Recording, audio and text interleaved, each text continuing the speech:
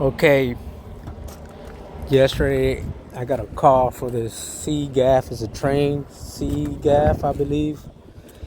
It's a button of an IntelliPack, and the chiller wasn't running. It wasn't doing anything. It was just I went through the diagnostics when I first came up to it. The the diagnostic alarm LED was flashing. The red LED was flashing, which indicated there was an alarm. So I went through the diagnostic history and saw that the alarms were compressor trip, compressor 1 trip, and then the next one was also compressor 2 trip.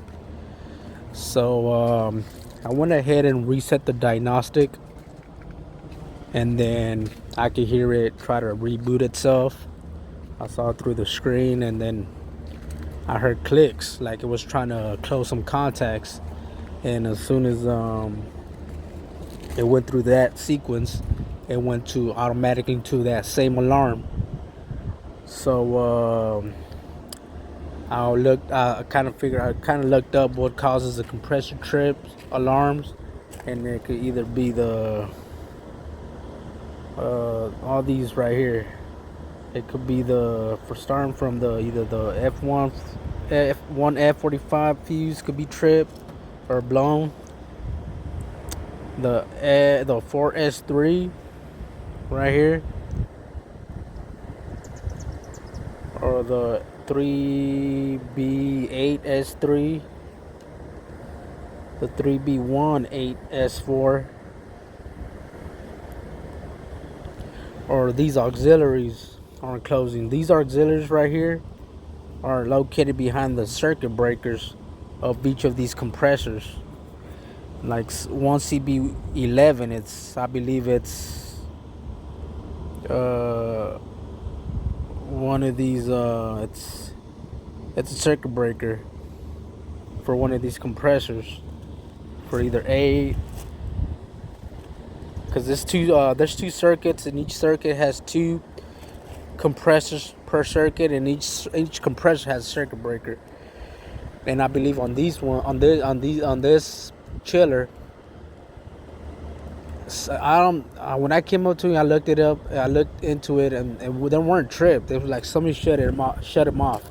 So before I reset the breaker, I checked. I megged out the compressors, make sure they weren't shorted to ground or anything like that, and checked out fine. They both checked out fine, so I turned it back on. But the ones that were off, it was the B compressors on each circuit. It was 1B and 2B, the ones that were off.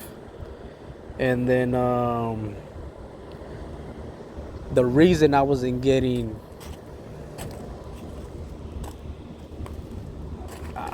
neither one of the circuits were coming on, because like I said, one compressor was off per circuit. So when it goes through a startup sequence, it needs to see that it closes these two auxiliary contacts right here.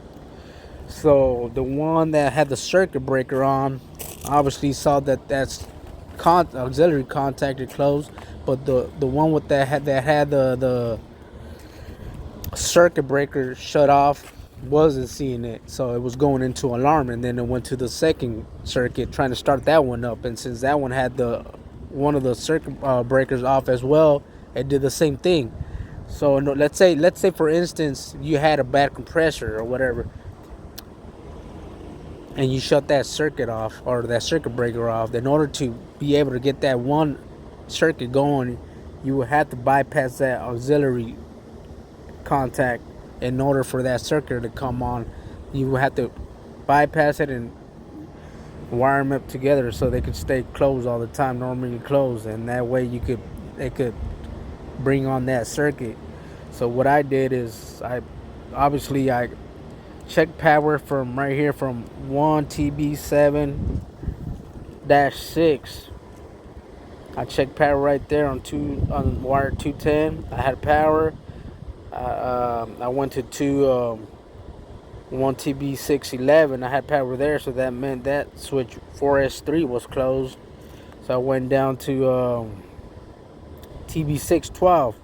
on wire 89.